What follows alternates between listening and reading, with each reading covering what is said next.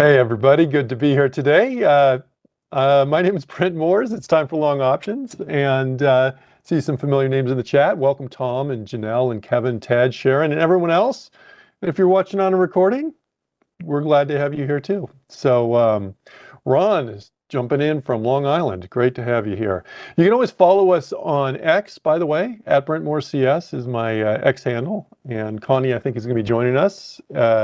Her X handle at Connie Hill CS. Let's go through a few disclosures here in just a minute, but let me just mention this. What I want to talk about today is choosing different strike prices. I mean, in this class, we talk about long options, long puts, long calls, so fairly limited range.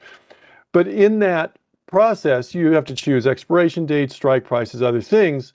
Today, I want to talk about choosing strike prices, but I want to highlight using the ThinkBack tool on Thinkorswim, okay, the Thinkorswim desktop platform, the ThinkBack tool. I used it a little bit, I think a week or two ago, and somebody said, well, I just kind of teased it.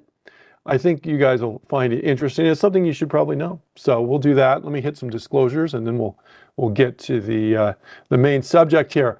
Options do carry high level risk and are not suitable for all investors, and the information today is for general informational purposes only. It's not an individual recommendation or endorsement of any particular security, chart pattern, or investment strategy. And just remember that the paper money application is provided for educational purposes only. All investing involves risk, including the potential loss of your principal there. Past performance of any security or strategy does not guarantee future results or success. And we will be looking at actual stocks and options today, but those are not recommendations. They are just examples. Okay, so there we go. Let's head on over to the Thinkorswim platform and we'll get to it. This is the S&P 500, and you can see another day up 0.86. You know, something I posted on X earlier today, I posted a way to look at the market breadth, because, you know, sometimes you look at the S&P 500, do you know almost a third of the S&P 500 is 7 stocks? Those Mag 7 stocks make up almost a third of the S&P 500 in terms of performance. So it can be helpful to look at breadth. I put a post, I've only done one post today on X. So if you check that out, you'll see that. It's a little video post you may find of interest on that, looking at the number of stocks in the S&P 500 that are above their 50-day moving average. So let's look at examples here. I want to talk to you about strike selection. You know, you always have a choice on these long options, in the money, out of the money, at the money. And there's pros and cons to each of those choices you may decide upon. And I also want to make this, I don't want to devote it just to using a tool, but I want you to understand ThinkBack, and I want to go through some potential examples here. Okay. So one thing I should point out is this, though, as we go forward. If you look at most stocks, if you look at the implied volatility on most stocks right now, this is kind of what's happened. This is the S&P 500. So we can look at the VIX, of course, but this is kind of what stocks are looking like in general. We peaked out, you know, when the market was kind of going bonkers, crazy down, and it's gone down. And so implied volatilities have gone down. How does that affect long options, long puts, long calls? Long puts and long calls are both long vega trades, means they benefit from increases in implied volatility. Well, so it made trading long calls and long puts a little bit tougher when we were in this range here, because we were paying a lot for these options. They were very expensive options at that point. And I mean, the stock, it may still have gone your way, but one thing that was dragging on your performance was a diminution of implied volatility. So now, I don't know where this is going from here.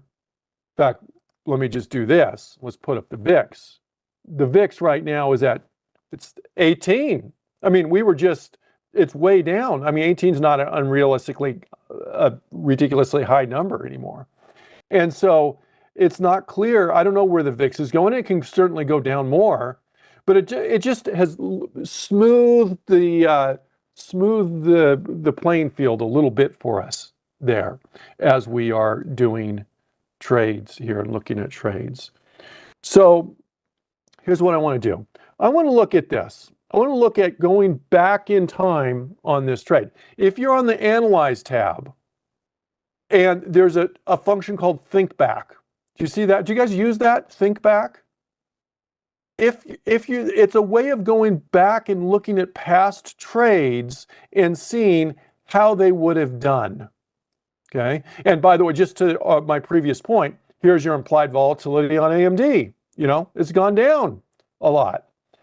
Now I'm gonna kind of clear out this and I just want to look at this here.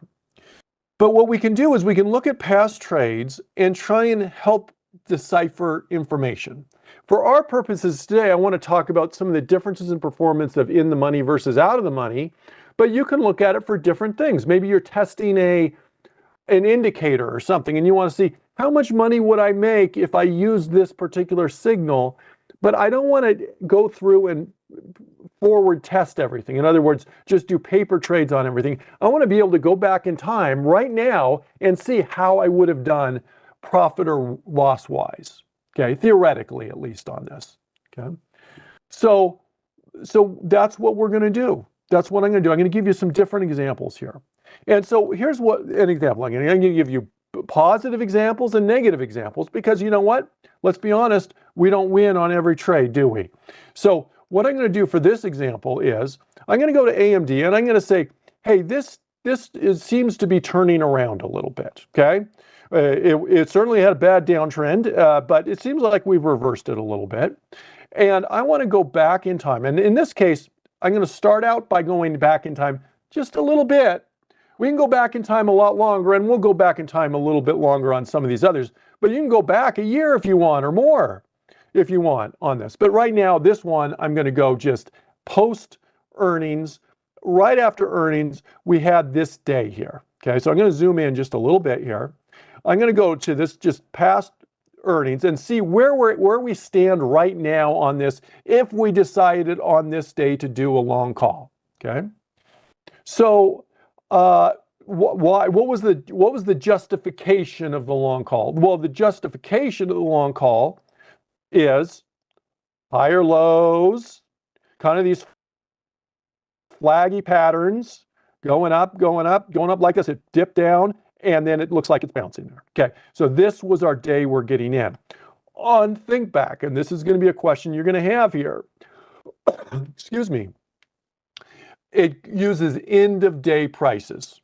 Okay, so that's what it uses. It uses end of day prices. So in this case, it's going to say we're getting in that long call there, right about where my cursor is, right there on that. Okay, so I'm going to go back to 5-7 on that. And I just want to see where we're at right now on this. So here's what we do. We go to Analyze, we go to Think Back, we put in our symbol, which is in there right now. You put in the day you enter. This is today's date. Today's the 13th, right? Yeah, today's the 13th. So I'm going to put in May 7th. That's the day we're looking to enter. Now look at this. This is looking at the option chain. It looks kind of like a normal option chain, right? Oh, here's a May 9th expiration. What's today? Today's the 13th. There is no May 9th expiration anymore because we've gone back in time as if it were May 7th. Here's the May 9th expiration. So I'm not going to buy that May 9th expiration. I'm going to go out a little bit further. I'm going to go out, well, go to May 16th. We're going to go out short term, intended to just be a short-term little flag trade. By the way, there's a survey link in the chat. We always appreciate your feedback on this. And what I want to compare here is this. I want to compare different strike prices that we could have done here on this. So I'm going to go, I have a delta column, and I'm just going to use delta as a guide for choosing strikes. Now, delta is just telling us how much an option moves in relationship to a $1 move in the stock price, at least theoretically, how much that option should move in relationship to a $1 move in the stock price. It's just an estimation in that regard. But it's also going to be a way for me to just kind of pick strike prices in the money, out of the money. I'm going to go to 65 delta, a 50 delta, and a 35 delta. Now, we may not be able to hit right on because there may not be a 65 delta, a 50 delta, and a 35 delta. But in this case, here's my calls. we do have a 65 delta, so I'm going to click on this. This is going to be my in the money example. I'm just going to click on it. I just clicked on it, okay? Now, it just added it down there. But here's what I'm going to do. I'm going to add on some others. I'm going to go down to my 50 delta. Well, I don't have anything exactly 50, but I have a 52. We're going to click on the ask price there. That should add that on there. And I'm going to go to 35. And I'm going to click on my ask price there. These are three alternative histories. This is like a Marvel movie where you go back and there's alternative histories or something like that. Well, here we go. These are, we could have chosen at that time on May 7th to get in and do any of these strike prices. But here's what I'm going to do. We're going to say, well, it's not May 7th. Today is the 13th. So we're going to go to the 13th. We're going to go to today and see how we're going to be doing. Now, ignore that squiggly line here. It gives me a column PL open. Now, this is the positive example. Obviously, AMD has done well. So, you know, obviously they're not always going to be positive. But look, here was our in the money strike, 95. We would have made approximately $1,100 on that trade. Okay. Here's my at the money strike. We would have made about $922 on that trade. Here's my out of the money strike. Would have made about $639 on that trade. Which would I have made the most money on? Well, the in the money strike. It had the highest delta. That's what in the money means. It's going to have the highest deltas. And so we made the most money. Now, just from a strictly dollar standpoint, if a trade goes your way, talking calls, talking puts, I don't care. If a trade goes your way, typically you're going to make the most money just on a pure dollar basis if it's in the money. The more in the money, the more you'll probably make. But let's think of this from another standpoint. Let's think of this from a percentage standpoint. We made, the initial price on this one was $685. So if I take, let me think how to do this. I'm going to take $1,100, okay, and I'm going to divide that by the starting price of $685. I come up with about a, let's see, I'm trying to think if this is the best way to do this. A 1.6, yeah, but about 1.6, about 61% gain here on this in terms of return, 61%, okay? Let's do that for the others. I have 930, and I'm going to divide that by the initial price, which was 465. Divided by 465 gives me, right, it doubled. Basically, it just doubled it almost exactly. So instead of a 61% gain, it gave me a 100% gain there, okay? And on the last one, 634 divided by 261, I think that is, 261. That gave me basically a 240 or 140% return on that. So in other words, okay, from a percentage standpoint, which one was the best? In the money, out of the money, at the money? The biggest, and I say best in this case because it went up, the biggest percentage mover was the out of the money contract. The biggest dollar gainer was the in the money contract. Which is best? I don't know. You know, there's pros and cons. This one costs more upfront. In the money is going to cost more upfront. You're going to make more, or, well, we'll look at a losing scenario in a minute, from a dollar value, but we're going to make less from a percentage value, and vice versa. Okay. Let's go and let's look at another scenario here. So that's that, and this is history, right? This is history. So let's do another one. And I want to kind of be repetitive a little bit on this and show you, just get you comfortable with using this tool here on this. Let's do a scenario where the stock doesn't necessarily go up, but doesn't necessarily go down. Maybe it goes a little bit more sideways on us. So here's what I'm going to do. I'm going to go to Pepsi, and I'm going to go back in time a little bit further on this one. I'm going to go back to January 22nd. Okay, so right here. Now, can you see why maybe I would have done this trade right here in terms of a bearish trade? If I were to draw a trend line on this, going back in time, so we're going back in history, this is kind of what the trend would look like, right? Right about like that, okay?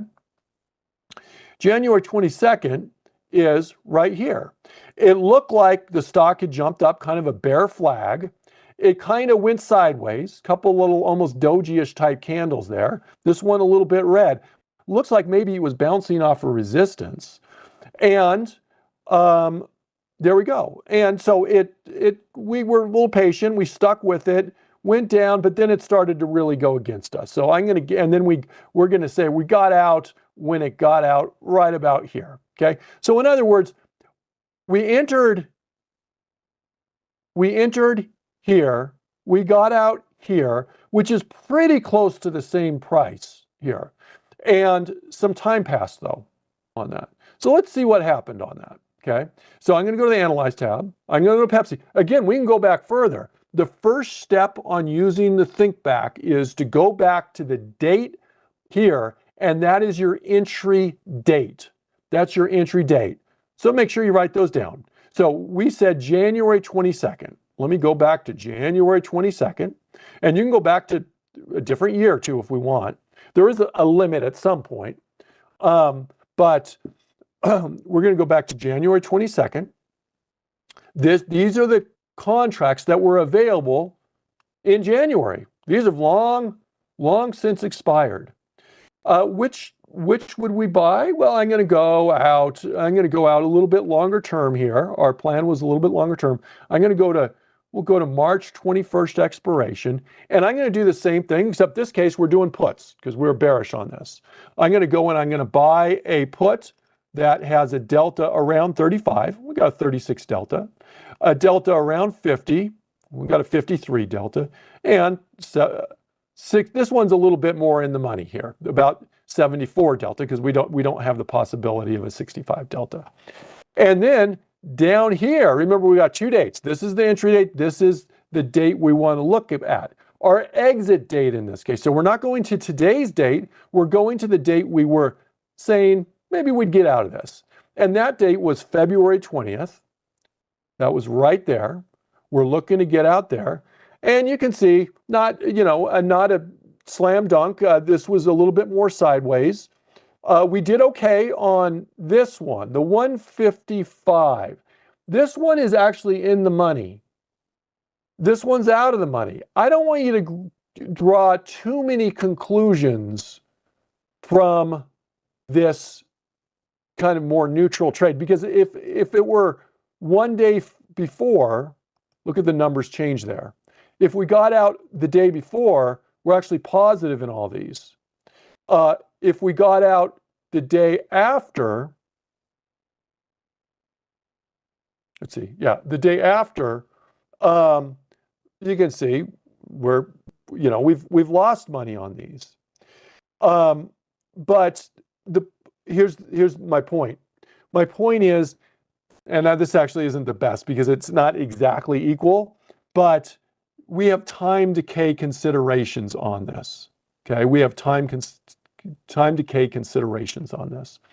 Theta is working against us. And so this was not the best example because it's actually not showing theta working against us, because actually I think the stock probably went down. But can also be implied volatilities. Remember, in addition to the price changes, there can be time decay that can affect things as well. There can be implied volatility that can affect things as well. But this is looking at real past historical data. This is not looking at theoretical data. These were the actual prices on those days that in question there. Okay. Now, there's a good question in the chat I want to address. Notice what I did. I went here and I said, well, if we got in at a certain price and we got out at a different price or a different date, that's how it went. John said, this is called backtesting. Yes, this is called backtesting. You can backtest stocks, you can backtest options. Let's say, for example, and this is just an example, you said every time the stock crosses above a 20-day moving average, we're going to buy it, okay? Well, we could put a 20-day moving average on the chart, which is this red line here, and we could say, oh, look, the stock crossed above it on January 23rd, and we're going to get out when it crosses below it. This is a very simple system, by the way. We got out on February 4th. You could just take the price on the day one, take the stock price on day two, and subtract and see how it works out. Okay, you could do the same thing here, and you can see how things work out for you. I don't know whether they're going to go good or bad for you, but it's pretty simple with a stock. With an option, you're adding in a different layer. You can still do the same thing. You can still say, hey, when X signal, whatever that signal is, I'm going to say crossing above the moving average, if that's my entry and that's my exit, I need to know, I can't just look at the stock prices. I need to look at what the option prices were on that day. That's why we use ThinkBack. Okay, so thank you, John, for bringing that up. I don't think I had mentioned the term backtesting, but this is exactly how you can backtest options here. Okay, let me go to another example here. I'm going to go to one that isn't showing positive here on this, because I just showed you a couple examples that seem to go pretty well. Let's do this. Let's go to MET. Okay, so this is MetLife, okay, insurance company. A lot of you are familiar with this. I'm going to go back a little bit in time, and I'm going to go back to 421. Let's see, not right there. 421. Here's what and let me just kind of zoom in and show you what we were looking like on 421. Oops, I went forward one day too many. See if I can get that. There we go. That's what we were looking like on 421. So one of the tricks in backtesting is making it a realistic scenario and not cherry picking. Do you know what I mean by cherry picking? You can't just pick the scenarios where you think the stock is going to do well and then buy in hindsight with that information. That's why it's helpful if you have a very concrete system here, like crossing a moving average, or two moving averages crossover, or a MACD signal, or some technical indicator can help do it. But in this case, I think it's fair enough to say we had a downward trend. This is what it looked like at the time. Did you see I zoomed in on the chart? This is what it looked like at the time. And furthermore, it looked like not only did we have this kind of downward trend, it looked like we were kind of bouncing down at that point. So let's see what happens. So that's going to be our entry on this on 421 there. So I'm going to do a long, because we're doing long options, we're going to do a long put trade on this. Let me just zoom out. Let me do this. There we are. Okay. And then let's see, where was 421? Was right here. And then look what happens. It went against us. It shot up. And in fact, it didn't take us very long. I'm just going to say we got out on 424. So I'm going to, now again, it's end of day pricing. So it's actually all the way up here. But if we're doing a long put, obviously that is working against us. So let's take one more example on this ThinkBack, just to try and get you comfortable with this ThinkBack. This is one that goes against us. Remember our first step. First step, go up here and change the date to your entry date. We said 421. There's our entry date. I'm going to go, and here's my contracts that are available at the time. And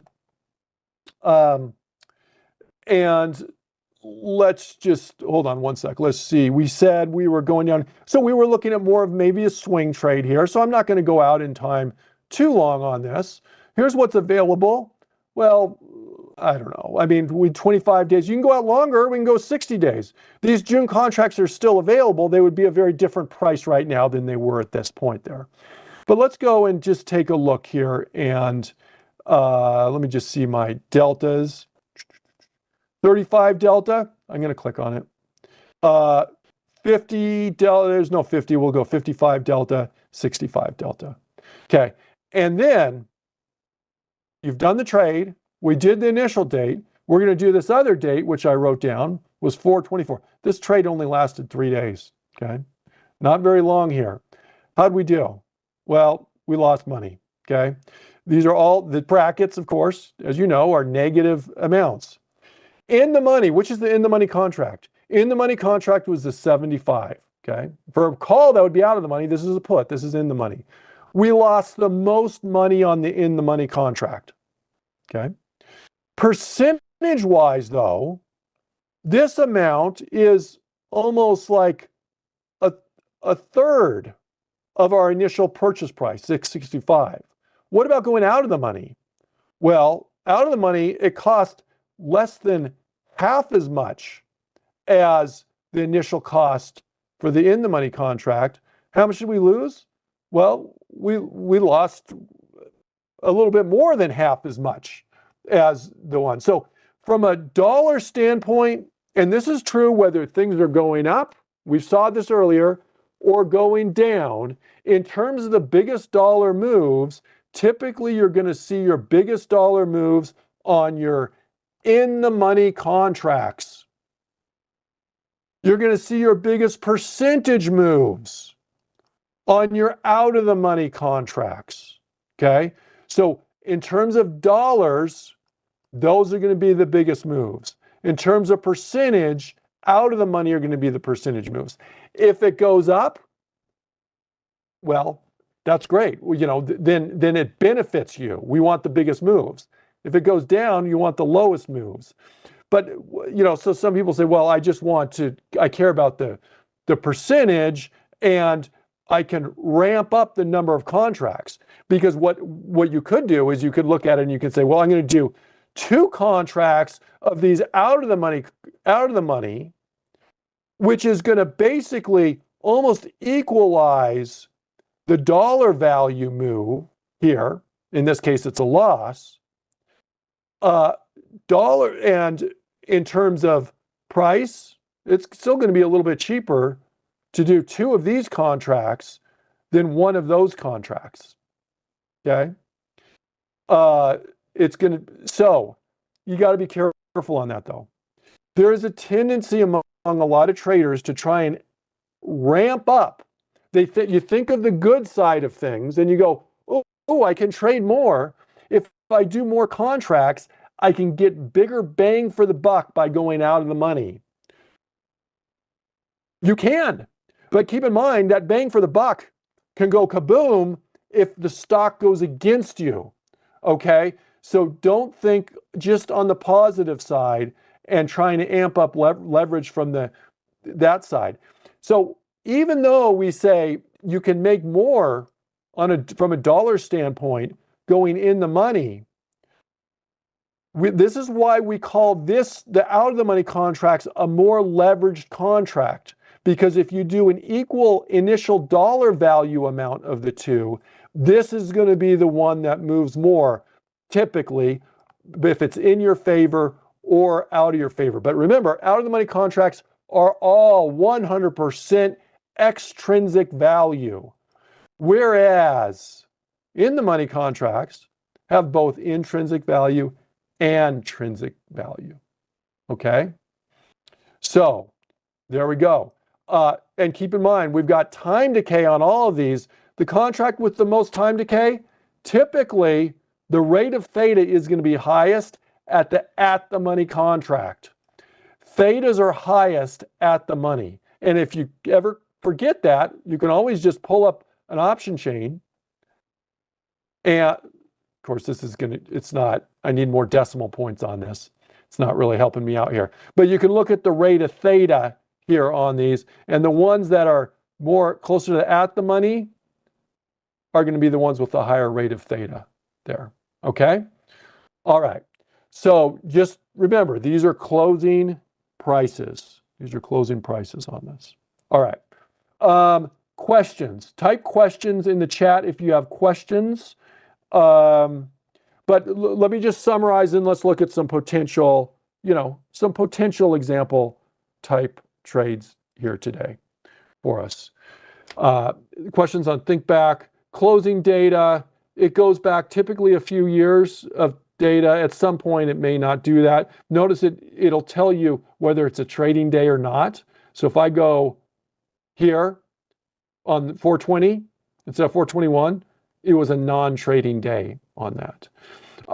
It will update your delta, gamma, theta, vega, bid price, ask price for the closing data on that days. It can be a valuable backtesting tool there. Shortcomings, well, as I mentioned, end of day data. And other shortcomings is if you're backtesting, you got to make sure, you got to give yourself a real legitimate kind of blind entry and not cherry pick on those. Okay? Now, let's look at the current market. So that's looking at the past market. I'm hoping that tool is one that you now feel comfortable with. It's not complicated. There's just a few things to look at on that. And just a reminder, we do have a survey link in the chat. If you scroll up a little bit there, we appreciate your feedback on that. But let's look at some potential, maybe trades today on this. These are, of course, example trades. There are always example trades here. Here's Merck. Okay. The general trend is down on Merck. Okay. The general trend is down on Merck. A little bit of a bounce. Here's what I'm going to say. I'm going to say, we have this downward trend. We also have this support level, which seems like a reasonable support level. So what I'm going to say is this, because we bounced off it multiple times. But given that our trend is down, I didn't mean to do that. Come on, try this again. Given that our trend is down, kind of at this descending triangle, and just from a technical standpoint, very often with descending triangles, there's kind of a presumptive bearish pattern to it, but it's like a trust but verify thing. We're going to say, wasn't that the Reagan quote, trust but verify? We're going to think that it's a bearish trade. We're going to trust that, but we're going to verify, or we're going to confirm before we jump in on this, is how we're going to do it in this trade. So I'm going to say, I only want to get in if we break below this support level. That's going to give me the confidence that this pattern is going to continue and go down. Otherwise, this may just continue to go up. So I'm going to put a bearish trade. I'm going to do a put trade in here, but only if we break below our support level, okay? And our support level is about $76.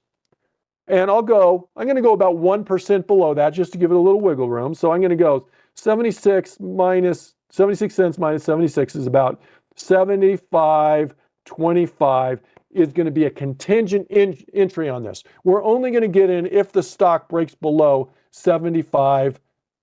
I think I did that math right. Yeah, 75.25. I think that looks right. I'm going to do a put trade. And I'm not going to go super long term on this. Our general rule of thumb in this class is if you kind of have a trade and you think, oh, it's going to last X number of days, we're going to buy a couple weeks beyond that X couple days in terms of entry dates. So if we think it's going to be a 2-week trade, that's about 14 days. I'm going to look out about 14 more than that. 14 plus 14 is about 28 days. We'll go out to the weekly contracts here. Now, that expire in about a month. Sometimes if you go to the monthly, the spreads will be a little bit tighter. Here we got, for example, let's look at this.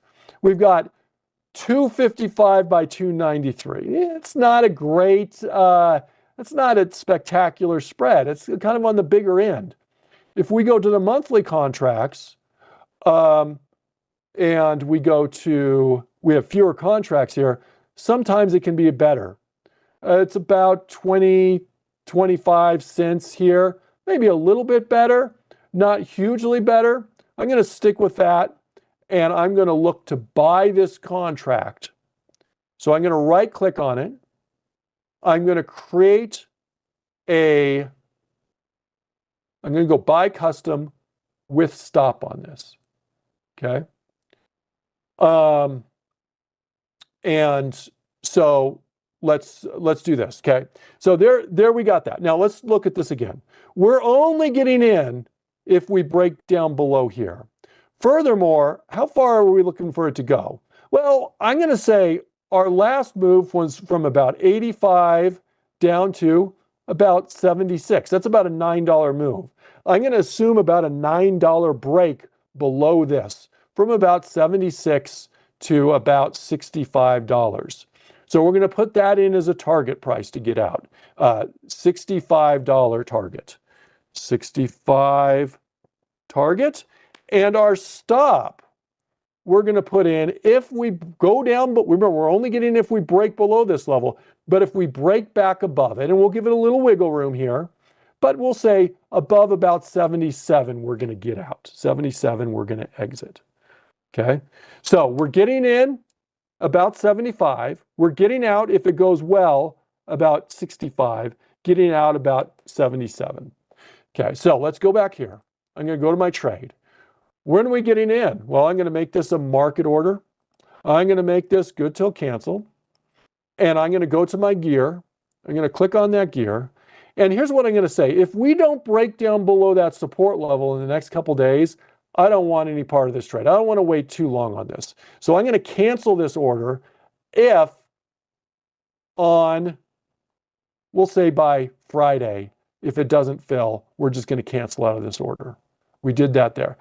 We want to enter this order if Merck marks less than or equal to 75.25. That's our break below support. I'm going to save that. Our exit, again, I'm going to say market, good till canceled. I'm going to click on my gear, and this doesn't make any guarantees of exactly what price we're getting out on this. And we said we're going to get out if Merck marks less than or equal to, this is a put trade. Remember, we want it to go down. $65. Now, sometimes when you have a target, you may go, well, it may not go all the way down. That you can take a more conservative measure. You could change it. We don't have to go all the way down to 65 on this. Or if it marks greater than or equal to 77. Okay, 77. So that's an entry on there. Now I want to answer a question here in the chat in a sec, but let me click on save.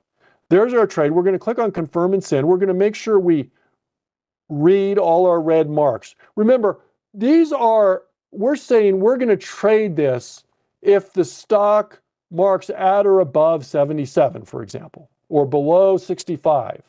Does that guarantee any option price for us? We don't know what the option price is going to be exactly on that. Okay, so there's certainly a lot of uncertainty on that. Okay, let's see.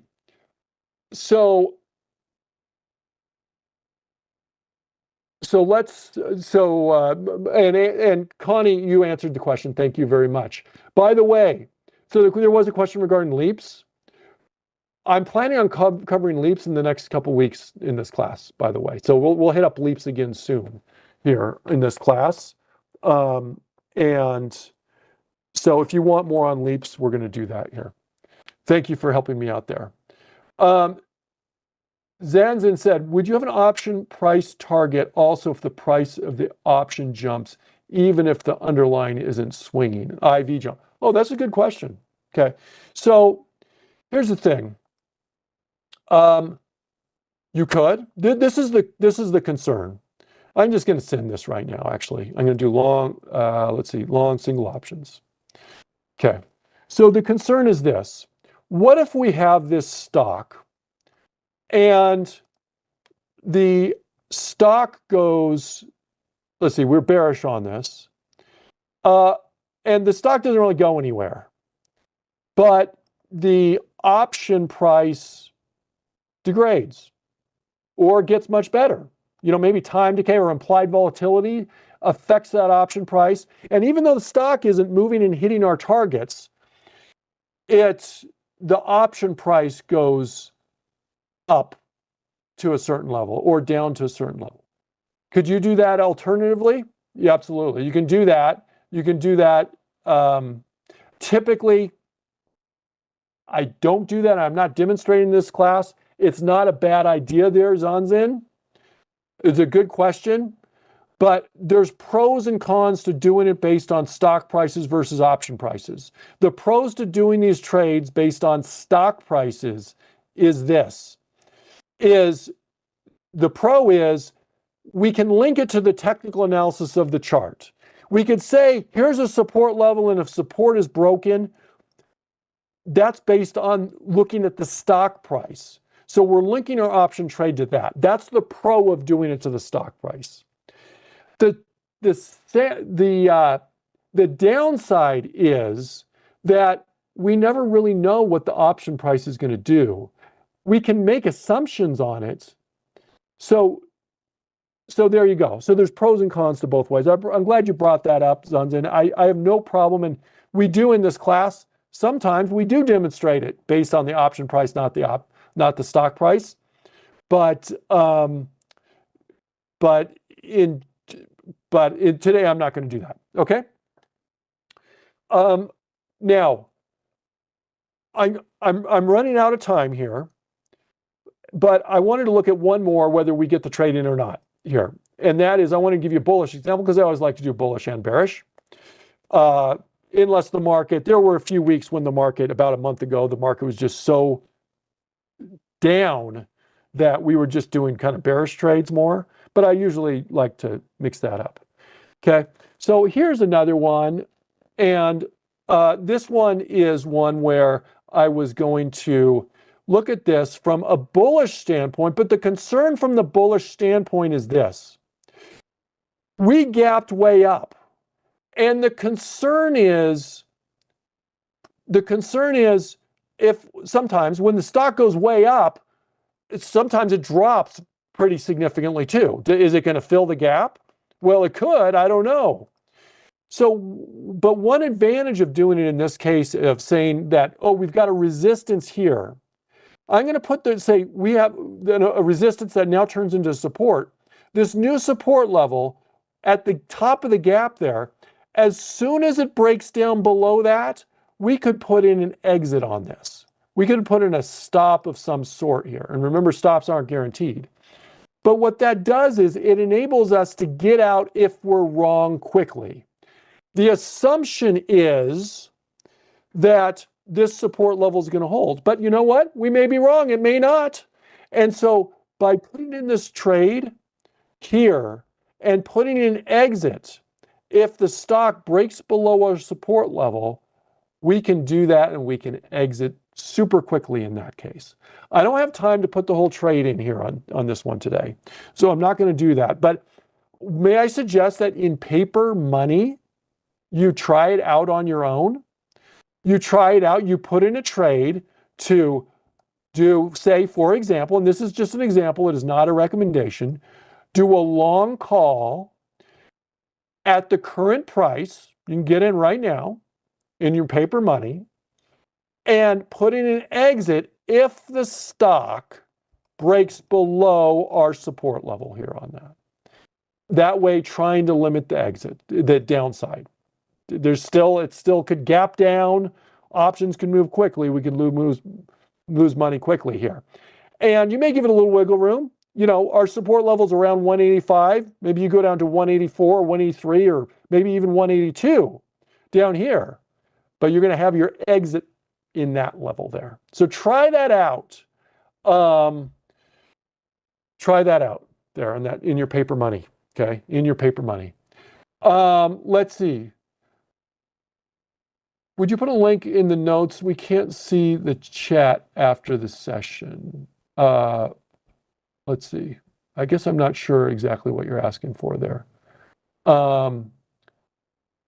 Oh yeah, copy. If you have a link that you want to do that, bring that up now before I close this out. I'm done with the basic content here today.